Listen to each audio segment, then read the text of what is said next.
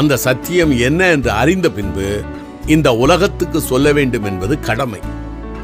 சுவிசேஷம் விதைப்பது என் மேல் விழுந்த கடமை.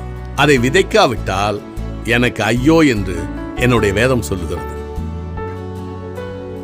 இந்த உலகத்தில் நமக்காக பிறந்து, நமக்காக வாழ்ந்து, நமக்காக உபதேசம் செய்து, சிலுவையிலே அறையப்பட்டு மரித்து 3ஆம் நாள் உயிர்த்தெழுந்து செல்லும் போது பயப்படாதிருங்கள், சதா காலங்களிலும் நான் உங்களோடு கூடவே இருக்கிறேன் என்று சொன்னவர் இயேசு கிறிஸ்து.